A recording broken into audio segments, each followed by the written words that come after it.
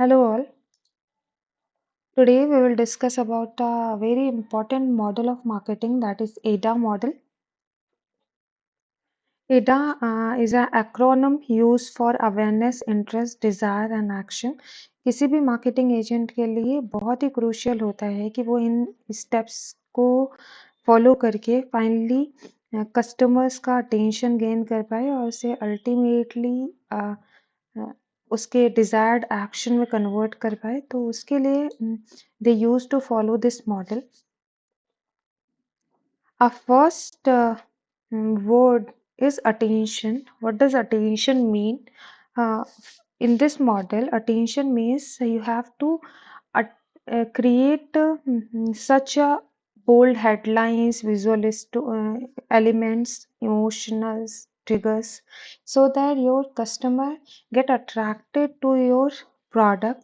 आप कुछ भी चीज़ यूज़ कर सकते हैं, जैसे कि आपने देखा होगा बहुत सारे एडवर्टाइजमेंट आते हैं, they use very bold headlines like unleash your potential, transform your life today, transform it and it is right time to do this. So you might have heard these kind of lines.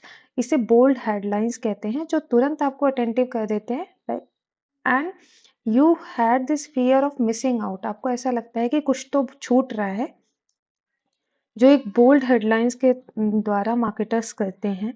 Then they can also create attention by adding visual instruments like images, videos, graphics.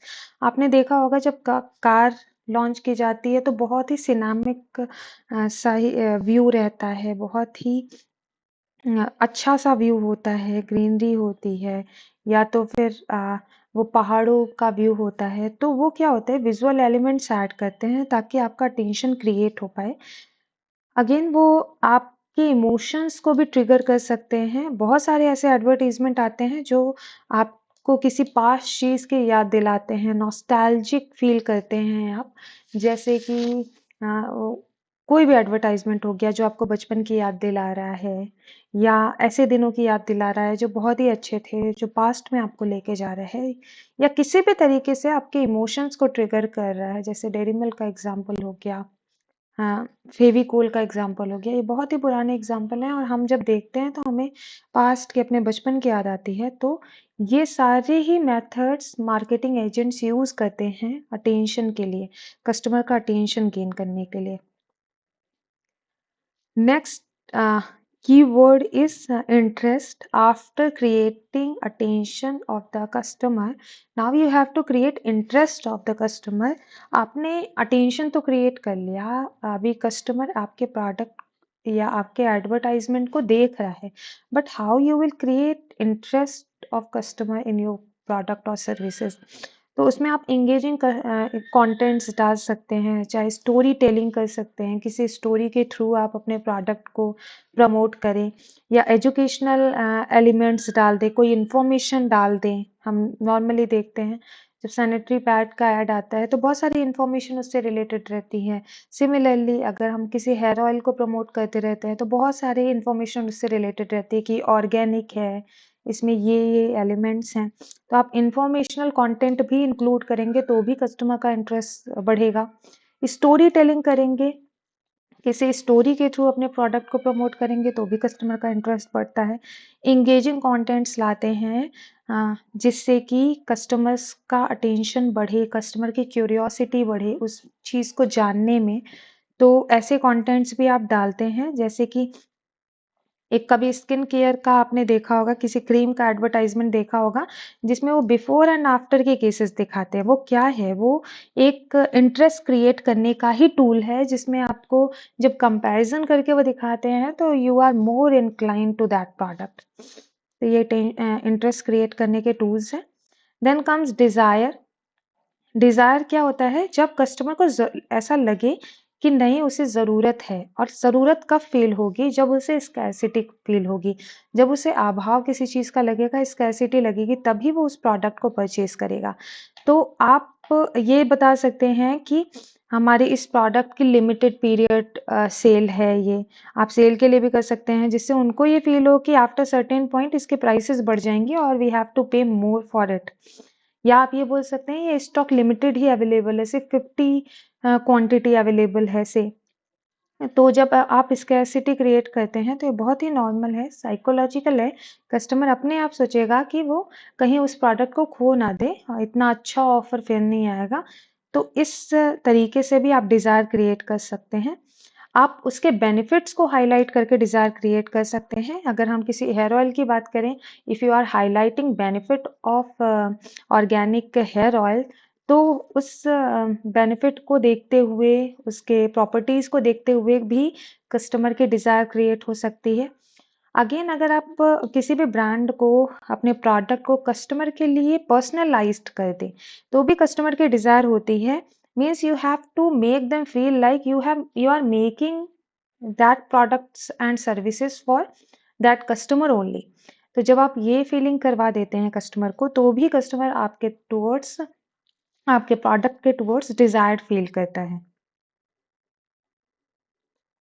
Then last keyword of the AIDA model is action. Action मतलब final stage है AIDA model की, क्योंकि यहाँ पे customer को product या services खरीदनी होती हैं। तो हमारा पूरे एडा मॉडल का गोल ही यही होता है, उसे एक्शन में कन्वर्ट किया जाए। एक्शन मतलब क्लियर को, अब एक्शन के लिए भी आपको अलग से एफर्ट्स डालने की ज़रूरत होंगी। जैसे कि आपने किसी साइट को देखा, आपने शॉप नाउ का देखा होगा, इंस्टाग्राम पे ऐड आते रहते हैं, नीचे शॉप नाउ आ रहा होता है। उस पे क्लिक करते हैं तो आपको तुरंत ही वेबसाइट पे डायरेक्ट कर दिया जाता है और वहाँ से आप शॉपिंग कर सकते हैं। या कोई इंसेंटिव दिया जाए, लिमिटेड पीरियड ऑफर, कोई डिस्काउंट लगाया जा रहा हो कि यहाँ से आप परचेज करेंगे तो आपको इतना % डिस्काउंट मिल जाएगा। या तो फिर आप कुछ ना करें, आप सिर्फ किसी भी प्रोडक्ट या सर्विसेज को खरीदने का प्रोसेस इजी कर दें। अगर आप उनके साइट्स को स्मूथ बना देंगे, तो भी कस्टमर्स अट्रैक्ट होते हैं। मतलब कि अगर उनका पहले से आपने अटेंशन तो क्रिएट कर लिया, इंटरेस्ट क्रिएट कर लिया, डिज़ायर क्रिएट कर लिया। अभी लास्ट मोमेंट पे अगर वो साइट पे आपके पहुंचते हैं और अब आपकी साइट ही लोड नहीं होती, या आपकी साइट उस तरीके से सिंक्रोनाइज नहीं होती कि उनके प्रोडक्ट्स जो उनके इंटरेस्ट के हैं वो ऊपर रहें, तो अगर इस तरीके से सिंक्रोनाइज नहीं है तो भी वो तुरंत मूव आउट कर जाएगा। तो हमारा मेन गोल इस पॉइंट पे ये होता है कि हम फाइनली अगर इस स्टेप तक आए हैं तो अल्टीमेटली कस्टमर को प्रोडक्ट या सर्विसेज बेच के ही आगे बढ़े। जिसमें मोस्टली आपने देखा होगा शॉप नाउ का बटन रहता है, जो आपको डायरेक्टली उस साइट पे रिडायरेक्ट कर देता है। आप कोई भी चीज़ या कॉल टू एक्शन के बहुत सारे, बाय नाउ हो गया, जॉइन आवर कम्युनिटी हो गया, सब्सक्राइब वर्ड यूज़ किया जाता है। तो इसमें से कोई भी वर्ड यूज़ किया जा सकता है जो एक्शन में कन्वर्ट करता है हमारे कस्टमर्स को। अभी हमने ये चार की पॉइंट्स तो डिस्कस कर लिया है एडा मॉडल का।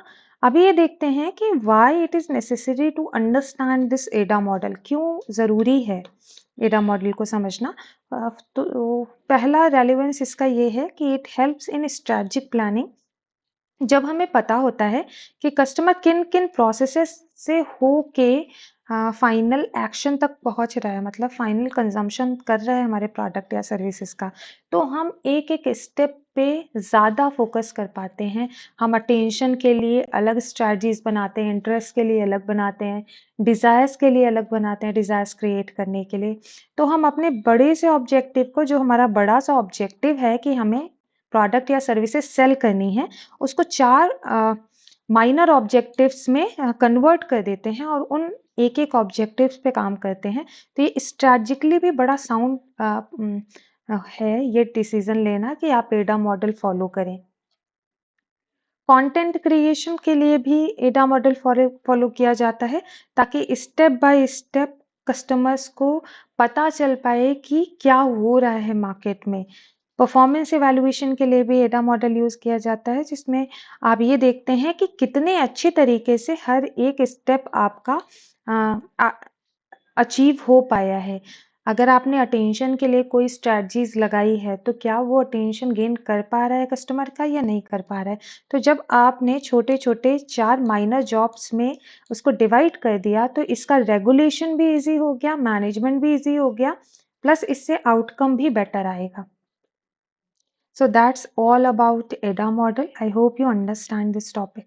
Thank you so much.